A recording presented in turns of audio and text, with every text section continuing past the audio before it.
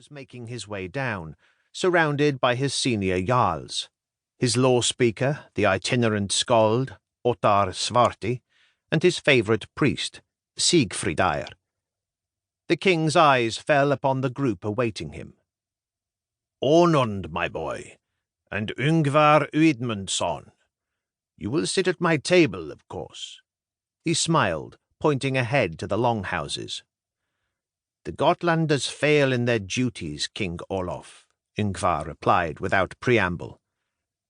The king shifted uncomfortably within his heavy cloak, shrugging the garment into place.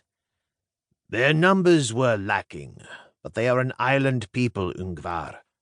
Most men have to brave only roads and fields to get here. The Goths must cross open waters. The deficiency may be merely unhappy accident. The Goths can sail a dragon boat as well as any Swede or Geat, King Olof, and some of their number made it. This was a deliberate slight. The Goths have always been loyal, Yngvar. They hammered their shields and travelled the whale road with us against the Norwegian king. They sailed with us to the land of the Wends. They are loyal." Yngvar shook his head. "The Goths cling to the old ways. They see the bishops and the missionaries at your court and they sneer. They see the churches rising in your lands and fear that soon this will be another Daneland or Norway, that their ways will be extinct. They will not take your oath, for they see you as an enemy." The king's expression grew troubled. "There are many who still deny the church, Yngvar," he replied, "especially in the inhospitable north or on the islands, cut off from the world. But the Swedes, the Geats, and the Goths are a proud lot. If I drive the blade of Christianity down into the ice as you would wish, I fear I would see the land split and whole regions drift away like icebergs. You cannot rule a land of men who would rather pray to a heathen idol than give you their oath. How could you rely on them to fight?" King Olaf sighed. "If we want a land united under the cross, it will be a long and careful business. Still, there is truth in your words. There is wisdom in securing their oaths. You wish to visit the Goths. The only way to assure yourself of their loyalty is to challenge them, my king. Let me take a force to the island and determine the problem." Still the king stared into space for a while, before finally scrubbing at his neck and nodding. "Go with grace, though, young Uidmundsson. Go with the wisdom of the sage, not the ire of the warrior. You will leave in the morning, after the feast?"